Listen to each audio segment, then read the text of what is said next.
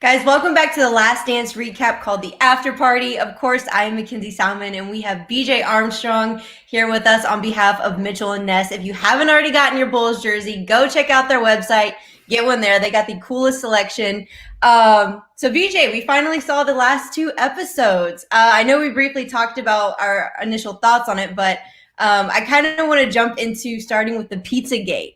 I had no idea that the flu game was actually the food poisoning game. Was it common knowledge in this NBA circles back then that that's what actually had happened? Well, you knew something happened, and we all had to go and play in Utah, so you didn't want to accuse anything you didn't have proof over. But I had heard these stories, and of course, there was a lot of speculation, and definitely something was going on. I think. Now we verify what really happened. It was the pizza. It was the whole pizza deal. And, now the legend grows that he had, food poisoning perhaps. But we had definitely heard a lot of things in the NBA circle to watch what you eat there, especially in Utah. I was going to say, did you have any crazy moments that you remember playing in Utah?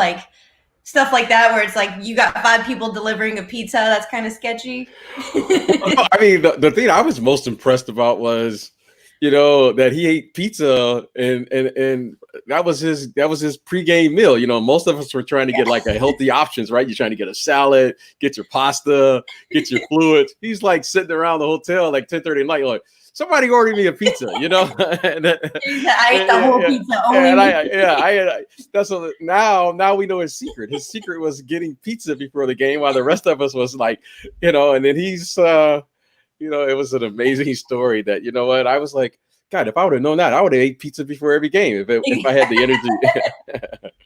Exactly. I know. I remember seeing that. And I saw a meme on Twitter recently with that, where he's I ate the whole pizza, just me. And I was cracking up. I was like, we're calling it the Pizzagate. Right.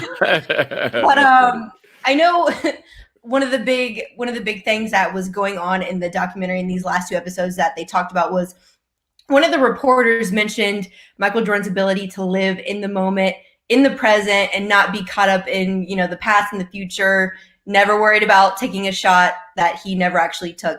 I was wondering if you could speak on that ability, because I feel like a lot of people, they showed, are always worried about something in the future, in the past, missing a shot, and he was able to actually live in the moment.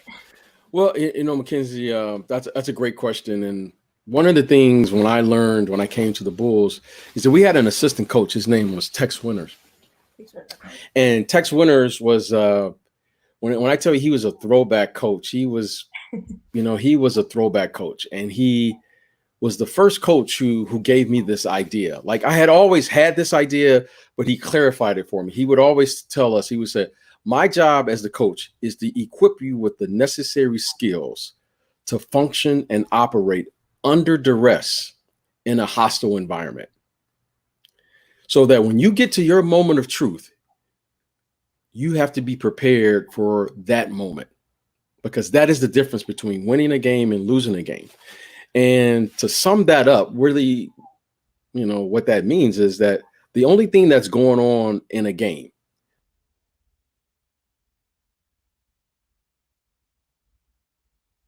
and you can always function in the game. And I heard that and I took it to heart when suddenly I knew that the fundamentals of the game of basketball was the most important thing that I could learn. And that was the only thing that I needed. I didn't need to have a step back. I didn't need to have a crossover. I didn't need to have all of those things. They're nice if the play calls for that. But what was needed at the moment of truth were the fundamentals of the game. So we only practiced the fundamentals. And Michael Jordan was the most fundamentally sound basketball player I've ever been with. And that's what allowed him to play the way he played, because he always he always had a counter to everything that was going on during the game. And he was able to dictate the game because he was so fundamentally sound as a player. And then on top of it, he was a phenomenal athlete. And obviously he had the mental capacity to think the game through and all those things. But clearly at the core of all of this was he was as fundamentally sound of a basketball player that I had ever seen. And Steve Kerr, another big player in these last 2 episodes. What was it like to see that story that he talked about play out in the doc? Have you ever seen that side of him when you were his teammate? Yeah, Steve is another player that I always enjoy playing with because he had a sense of humor. Steve is really funny. He's very sarcastic, and I always enjoyed playing with him because he was a very responsible player, and he was a terrific shooter, and I always enjoyed the little. Or we would compete against each other in practice.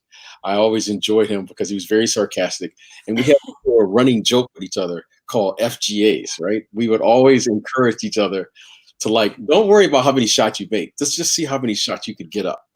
And so at the end of every game, we would always have this joke to see how many shots we could actually get up during the game because, we were role players, and it was always a treat. Yeah.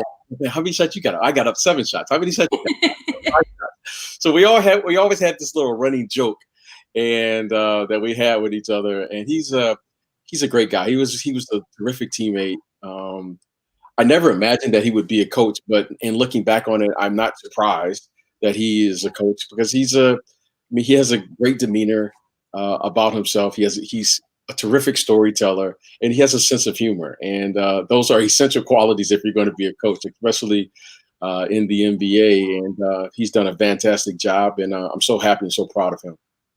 It's interesting you bring that up. What were other qualities that you saw in Kerr as a teammate that you knew he would be good as a head coach?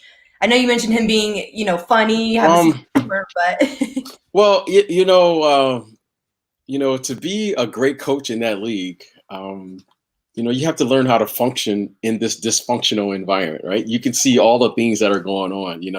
I love the story about Dennis Rodman going to the wrestling, and that was funny. And everyone's like, oh my gosh, how could he do this? And then for all of us players, it's like, whatever, so it's like whatever.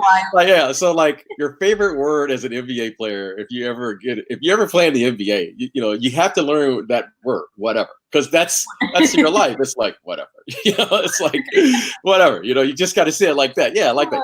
It's like whatever, and then you have to learn how to add, right? So if I say Mackenzie, what's 2 + 2? Your reply would be 4. Okay, in the NBA, 2 + 2 = 9. That's when you're an NBA player because it's so dysfunctional. It's so and it's only the people who understand that can function in those environments. So if now you know the secret. So when things happen, you just say whatever, and then whatever it says, you go. That's what it is. What time is the game? The game is at 7:30, and then you play, you win, and then the problem miraculously it goes away. So winning covers everything up. So you can win the game, it really doesn't matter. Yeah. And I think it's crazy too, watching this doc, and I know a lot of younger fans probably just saw Steve Kerr as the coach of the Warriors dynasty, but I feel like this doc really reaffirmed his role on the Bulls dynasty. And I want to know what you think Kerr's ultimate legacy is to the NBA. Steve Kerr? 2 years is different. Yeah. Well, Steve, back then, there was what we would consider you wanted to be a pro's pro. Yeah. Being a professional, you understood the philosophy of what it took to win in this league, right? So there was a running philosophy that everyone understood, right? The star players, your great players have to be great, and your role players have to play their role great. And at the core of every championship caliber team, at the core of the league back then, was you try to be the best role player that you could possibly be. Because the star players were, like Magic Johnson, and there's no way I could be 6'9", right? He's a 6'9" point guard, or Isaiah Thomas, or Dr. J, or Kareem.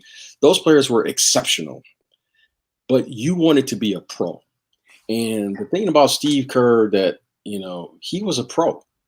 He may not have been the most physically gifted player. He may not have been the strongest player. And certainly I had those same problems. I was 165, 70 pounds soaking wet back then, right? I wasn't going to come in and move guys around or anything like that.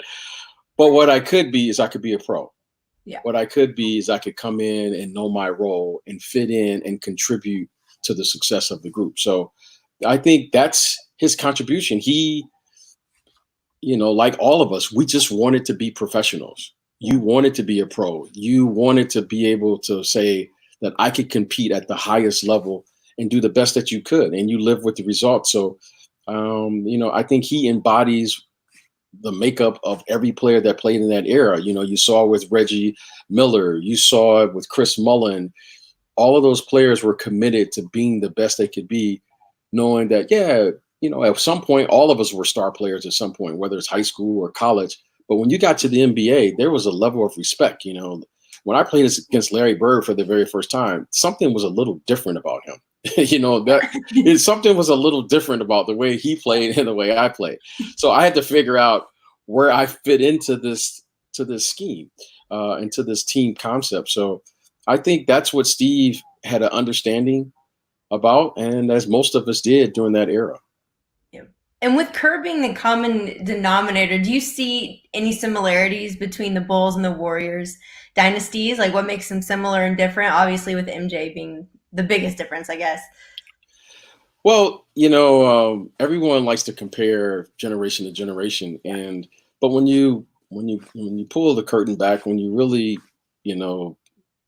look at it for what it is, the game really never changes, right? Since 1946, the game has been and will always remain the same when it comes to the level of excellence in which we're talking about. There's only three things happening out there on the court at any given time, right? It looks different, right? You watch the Warriors and you go, oh, wow, look at Steph Curry shooting, look at Klay Thompson shooting, look at all the things, because they're fun to watch.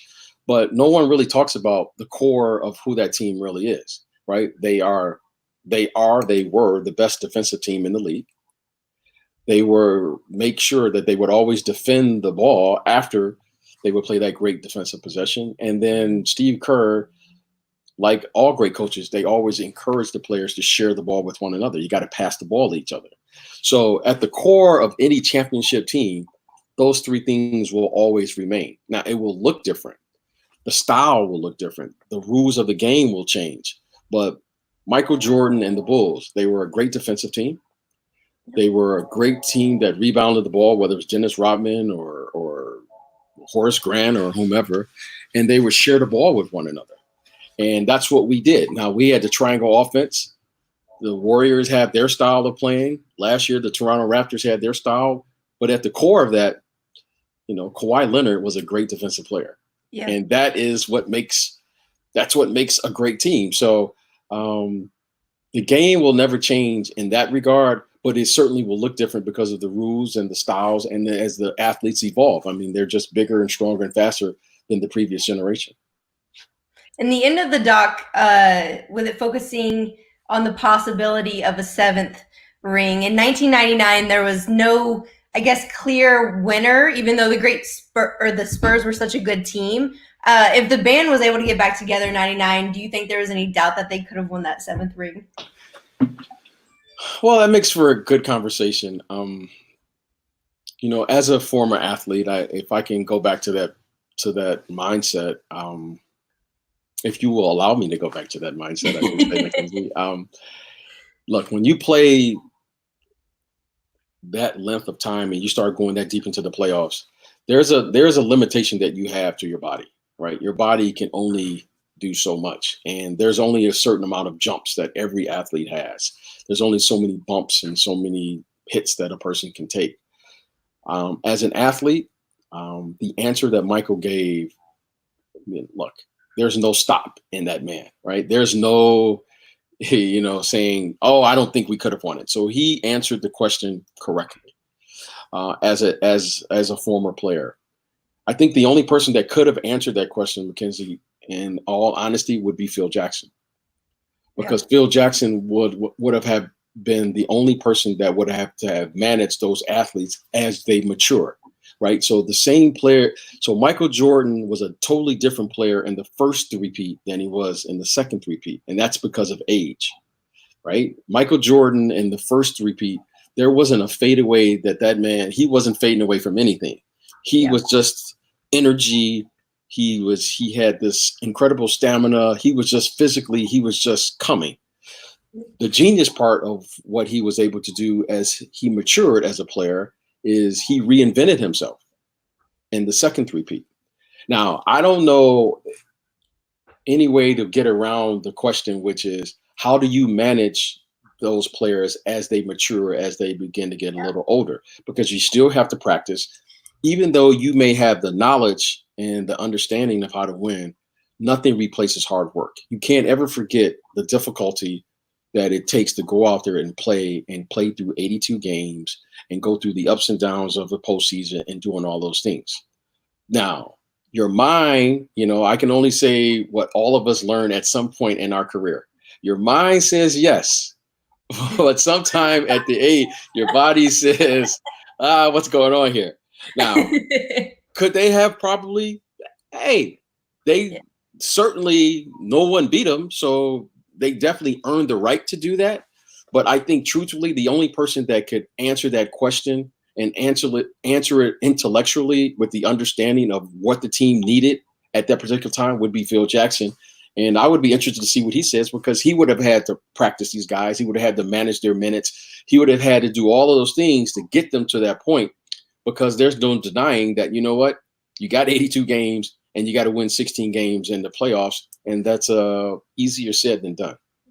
And with Phil Jackson being that domino that led to the whole team dispersing after 98, was he the glue that was holding it all together? I know you mentioned he'd be the one to have to answer that question. Well, again, when you play in that league, you understand that you have to find a group of individuals, a group of players who really are willing to take the responsibility for the group. And Michael certainly was the catalyst to that. He understood that group dynamic. And many times when you play, especially when you're younger, it's like the coach and then it's their players.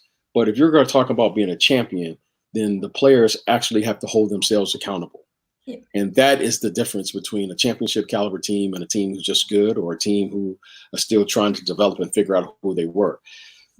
Look, Phil was great. Phil was a terrific organizer, but the truth of it is that the players have to take responsibility for the team.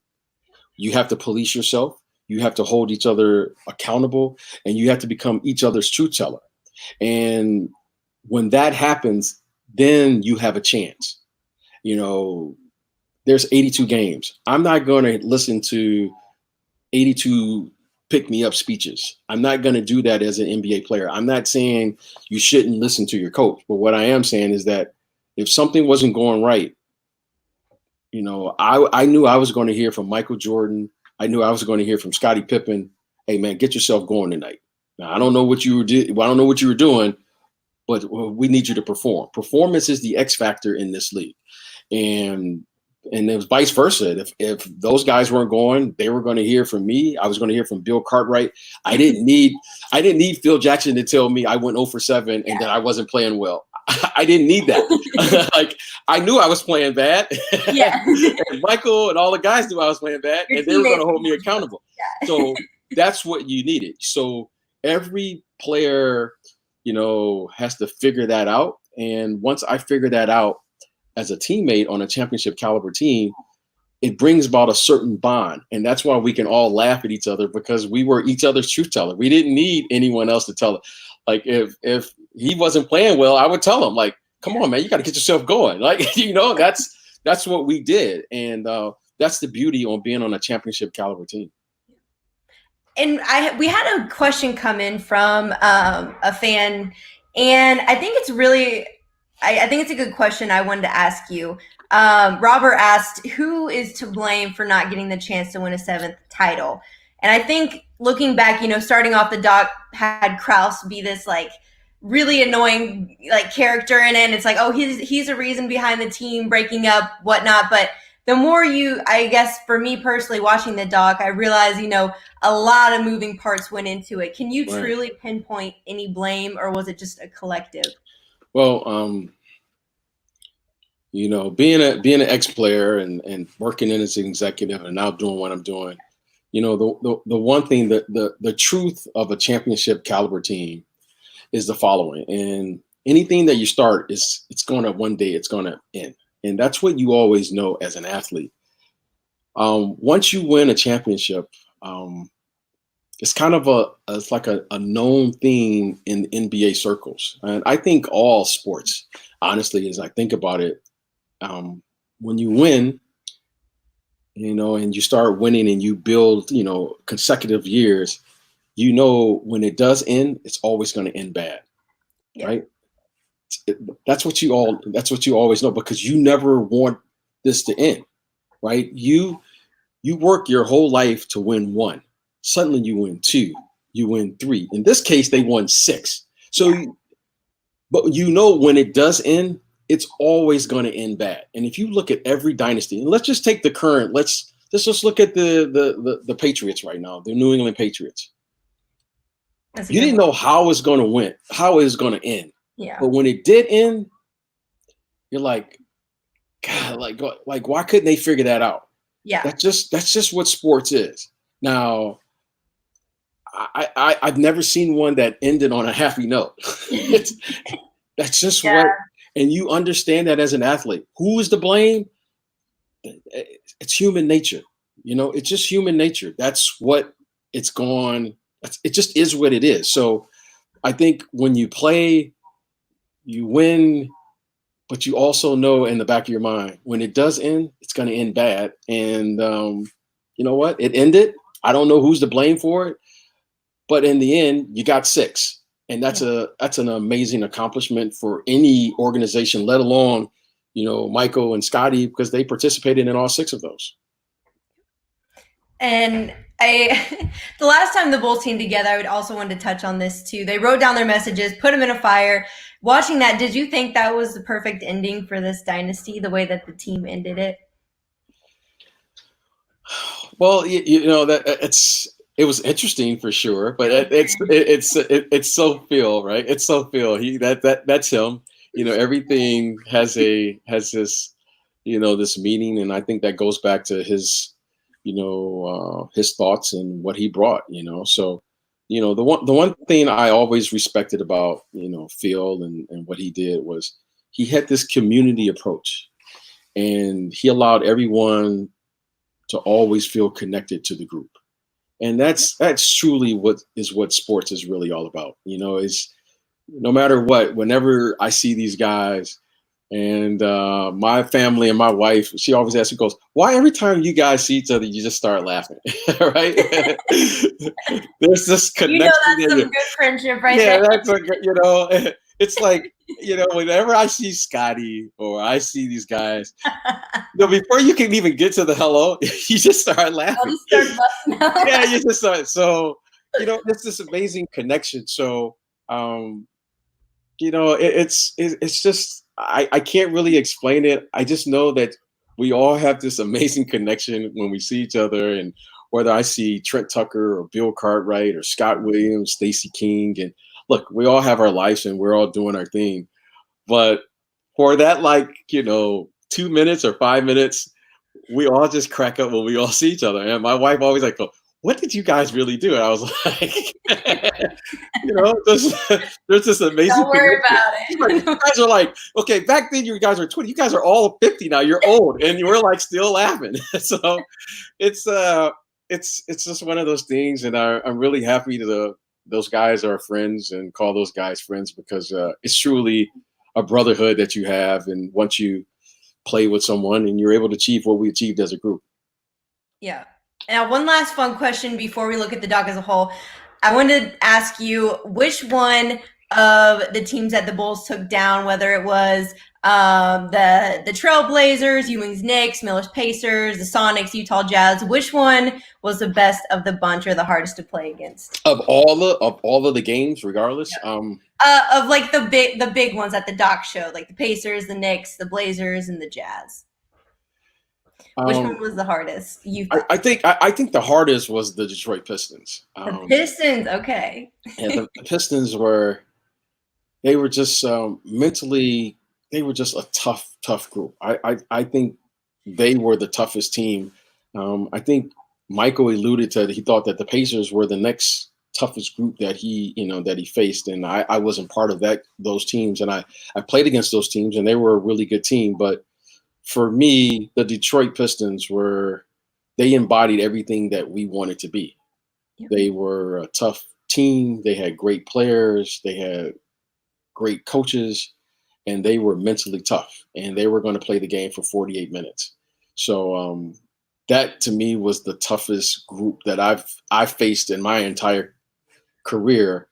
Vinnie Johnson and those guys, I mean, they had Hall of Fame players coming off the bench. Dennis Rodman was coming off the bench, right? I mean, so normally there's a little drop off from the starters to the bench. Yeah. Well, when he came in the game, the energy level, the game got better.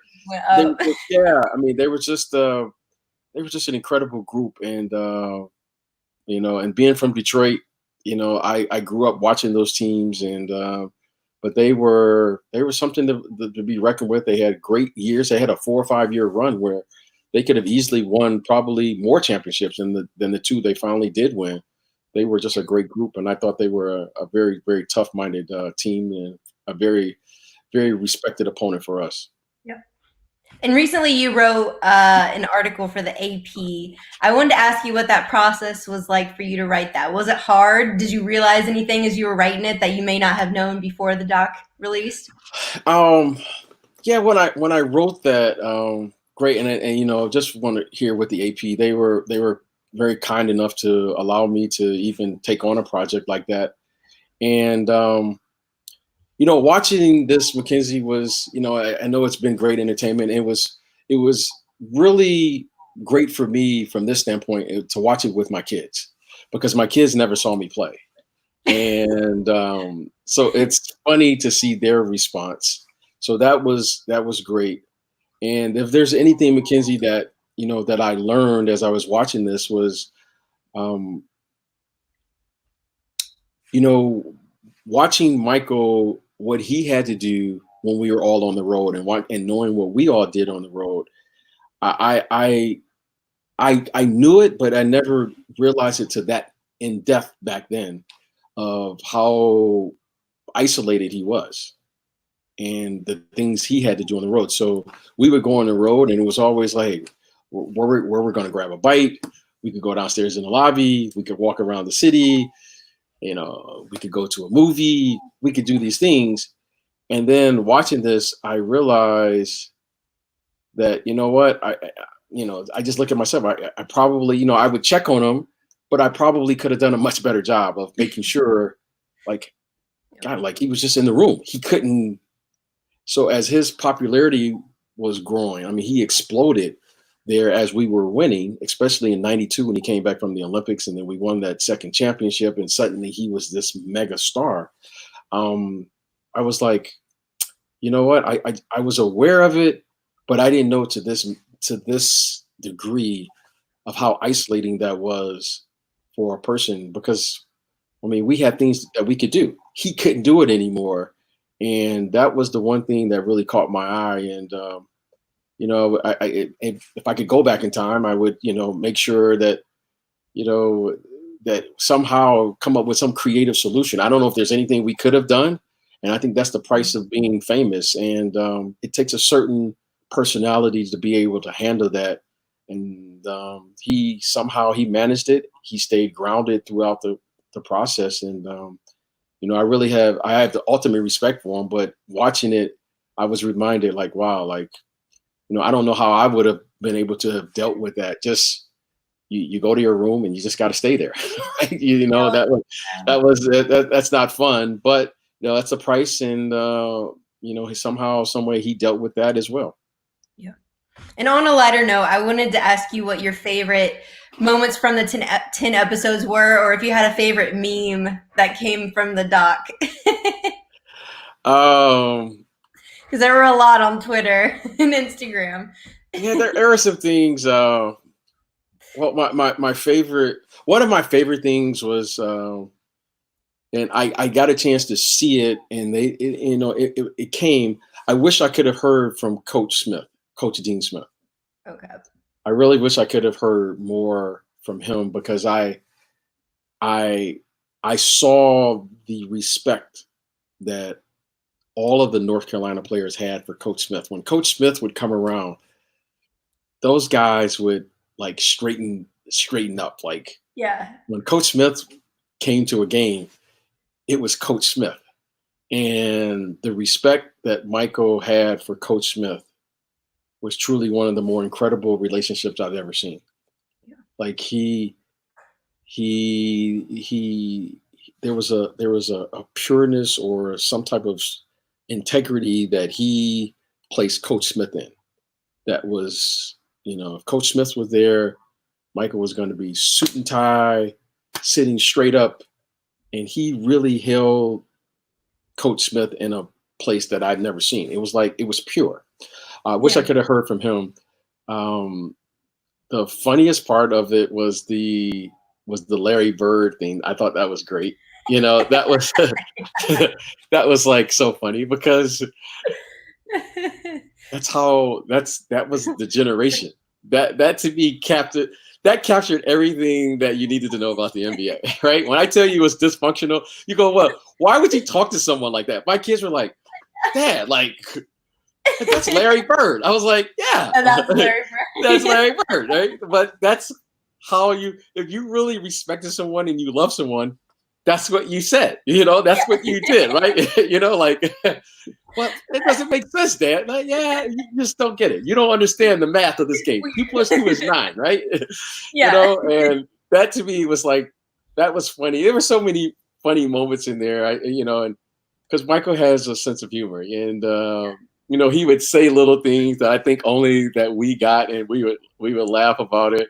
I think it was just it was good because you know people and you know kind of what they were thinking at those moments. So we had our fun. I'll say this: we've all had our fun moments over texting about what was going on at key moments that I can't share.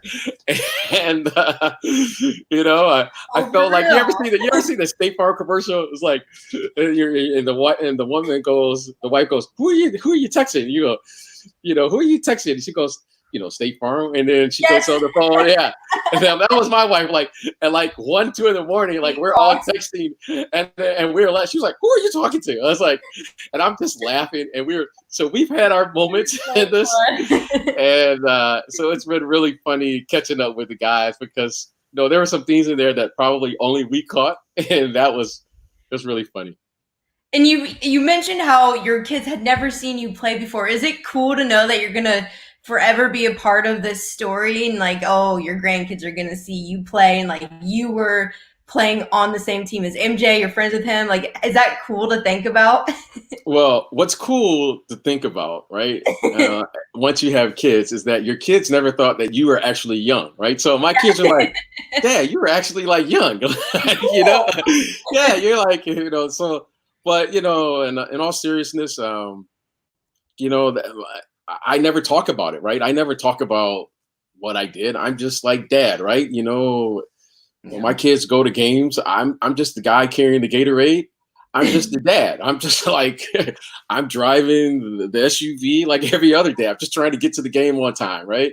Yeah. And so it's been cool for my kids to see a part that they've never been able to see, and to be able to capture that and to laugh and they're like, my oldest son, he's asking me, he's like, where are all those Jordan shoes, Dad, that you had? That's all he cares about, right? He just cares about the shoes.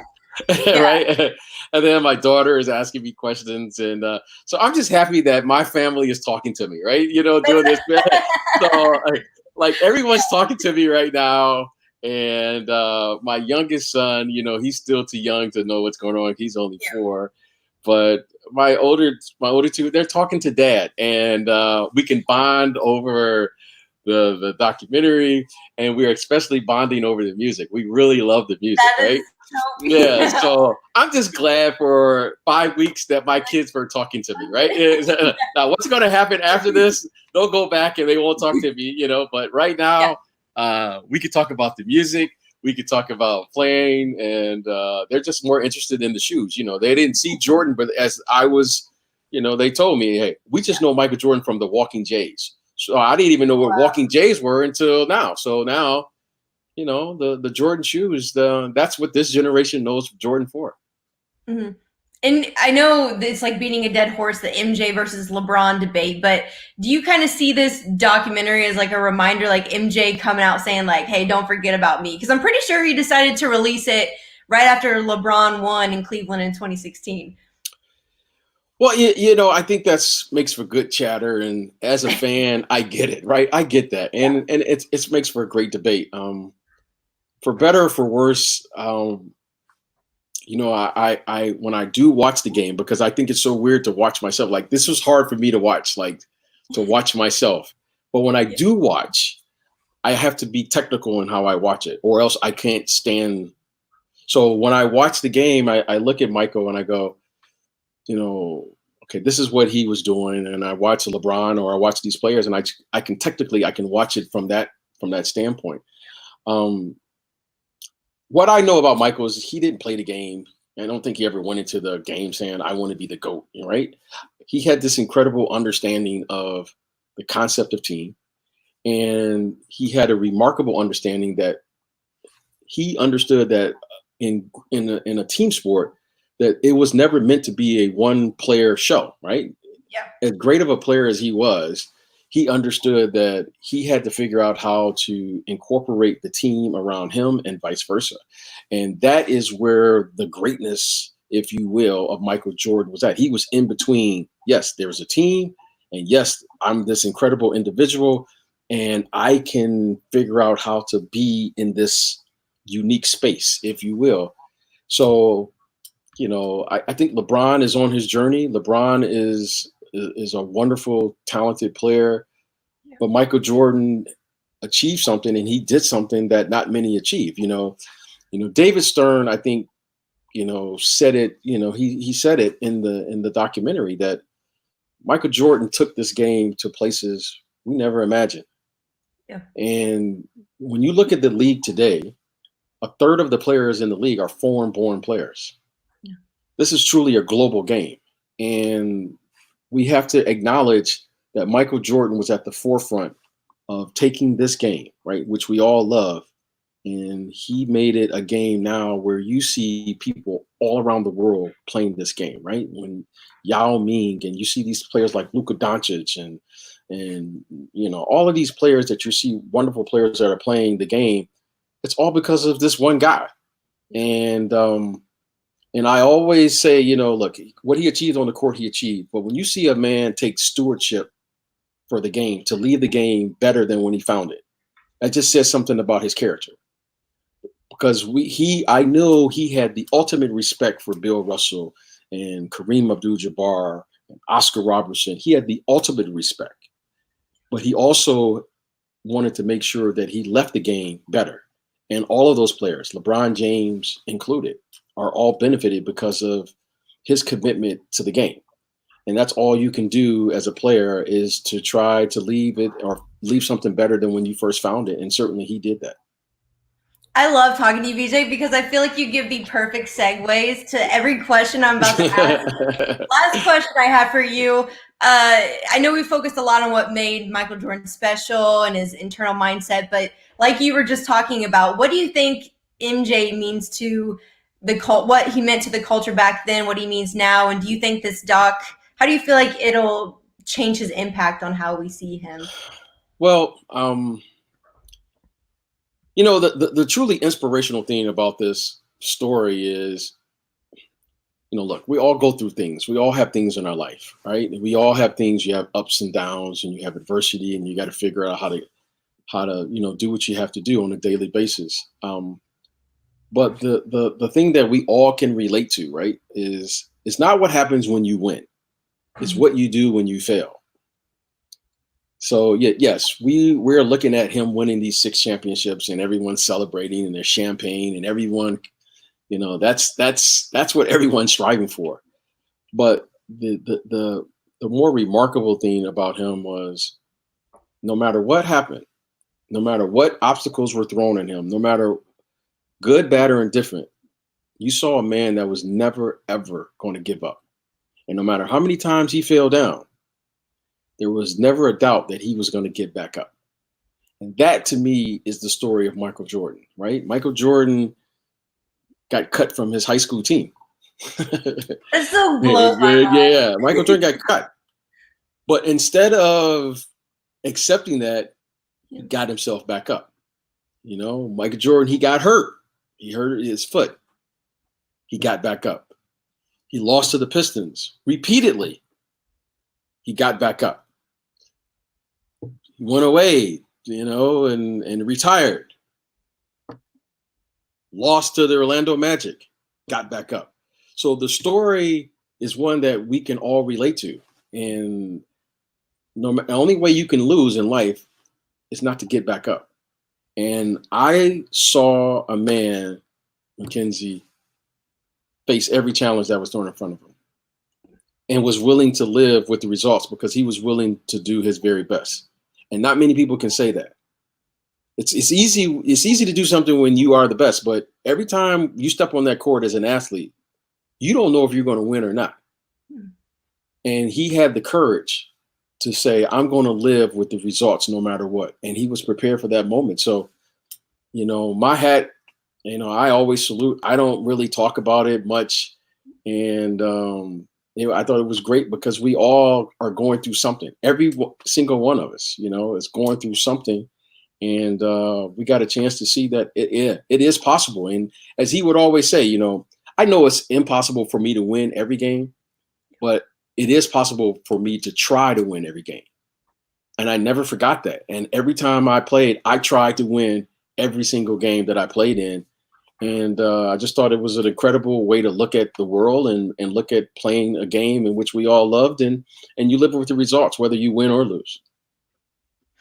This has been awesome, BJ. Thank you so much. This past 5 weeks have been so much fun talking to you. Well, thank you. No, I know it's like these 5 weeks went by so fast, and I know it was like 10 hours. I was like 10 hours. I know. But this has been great. I can't wait for the Kobe doc.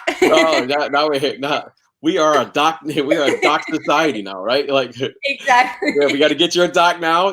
So just remember everything you're saying right now. You have to recount these stories 25 years from now. So exactly. I don't know how some of these guys watching this doc, I'm like, they have the best, they have really good memories of this. But no, I got a real quick story. I'll tell you a really quick story, real quick. So last night, my wife was like, you can't remember anything. You can't remember to take out the garbage. You can't remember to do this, but you can remember what happened in those games. She was like, oh, my wife was like, it's incredible. All of you guys can remember. How do you remember that stuff? And I thought about it. I was like, my mind. Yeah, honey, you are right. It is good.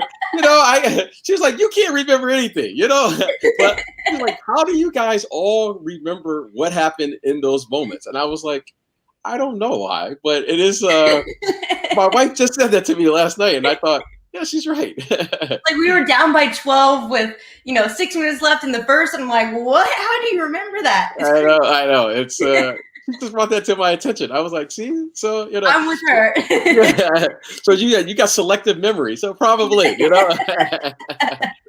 So I'm mad at the doc right now because it's exposing me, Exactly. Yeah. But no, this has been fun. Thank you again so much. We appreciate your time as always. All right. Thank you guys. You guys Hopefully be good. we can talk about real basketball soon. All right. Let's do that. All right. Take care. Be well. Be safe. Bye. And I enjoyed it. Thank you. Thank you. Bye.